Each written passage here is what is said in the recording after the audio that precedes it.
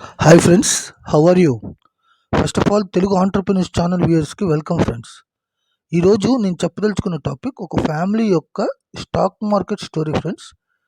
ఒక ఇంట్లో తండ్రి, తాతయ్య, కొడుకు ఉన్నారు. ముగ్గురు స్టాక్ మార్కెట్‌లో ఇన్వెస్ట్ చేస్తున్నారు ఫ్రెండ్స్. తాతయ్య ఏమో మంత్లీ ఇన్కమ్ కోసం ట్రై చేస్తున్నారు. తండ్రి ఏమో లాంగ్ టర్మ్‌కి ఇన్వెస్ట్ చేస్తున్నారు. కొడుకేమో ట్రేడింగ్ చేస్తూ షార్ట్ టర్మ్‌లో బాగా డబ్బులు సంపాదించాలని అతని కోరిక ఫ్రెండ్స్. ముగ్గురు ఎవరి కోరిక తగ్గట్టు వాళ్ళు కష్టపడుతూ ఉన్నారు. మీరు అనుకోవడం దీంట్లో ఎవరు కరెక్ట్ అనుకుంటున్నారు? ఖచ్చితంగా కొడుకు మాత్రం కాదు ఫ్రెండ్స్.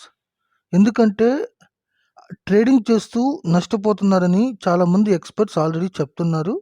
సో ఇంట్రాడే ట్రేడింగ్ కానీ ఫ్యూచర్స్ అండ్ ఆప్షన్స్ కానీ అది చేయడం కరెక్ట్ కాదు. సో దీనికి సొల్యూషన్ ఏంటంటే ఈటీఎఫ్ ట్రేడింగ్ చేయొచ్చు ఫ్రెండ్స్. అంటే ఏదైనా ఒక మంచి ఈటీఎఫ్ తీసుకొని ఒక 5-6% వచ్చిన తర్వాత దాన్ని అమ్మేసుకోవచ్చు ఫ్రెండ్స్. సో కొడుకు చేసిన దానికి ఇది ఒక మంచి సొల్యూషన్ అనమాట. ఇంకా తాతయ్య విషయానికి వస్తే మంత్లీ ఇన్కమ్ చేస్తూ ఉన్నారు ఫ్రెండ్స్. దీనికి మనం సొల్యూషను 2 విధాలుగా చేయొచ్చు. ఒకటి డివిడెండ్ ఇన్కమ్ ద్వారా మనీ సంపాదించొచ్చు.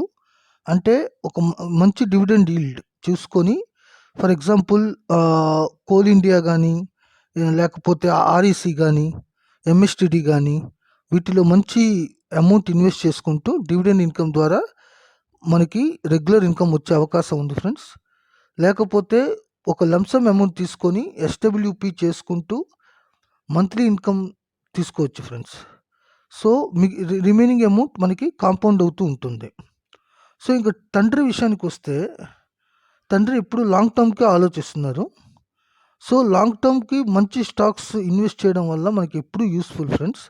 సో దీన్ని తండ్రి విషయంలో మాత్రం దీన్ని తప్పుపడడానికి ఏమీ లేదు.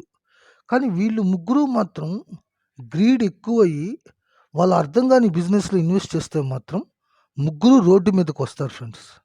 ఇది మాత్రం ష్యూర్. ఎందుకంటే నష్టపోయిన వాళ్ళు చాలామంది ఉన్నారని చాలా వీడియోస్లో అందరికీ చెప్తూ ఉన్నారు. So we should have to invest very carefully and sensibly. Okay. ఇంకా ఈ ఎస్డబ్ల్యూపి మీద ఎంత పర్సంటేజ్తో ఇన్వెస్ట్ చేయాలని ఆల్రెడీ ఒక వీడియో చేశాను. అది కింద డిస్క్రిప్షన్లో ఇస్తాను, ఐకార్డ్లో కూడా ఉంచుతాను. సో మీకు వీలు కుదిరితే అది కూడా మీరు ఒకసారి చూడండి, మీకు మంచి నాలెడ్జ్ వస్తుంది. సో మీరు కానీ ఒకవేళ మీరు ఒక తండ్రి పొజిషన్లో ఉన్నా, కొడుకు పొజిషన్లో ఉన్నా, తాతయ్య పొజిషన్లో ఉన్నా, మీరు దేనికి సపోర్ట్ చేస్తారు అనేది మీరు కింద కామెంట్ సెక్షన్లో మీరు తెలియజేయండి ఫ్రెండ్స్. ఓకే ఫ్రెండ్స్, నెక్స్ట్ వీడియోతో నేను మళ్ళీ కలుస్తాను. అంతవరకు take care of your health and take care of your wealth friends.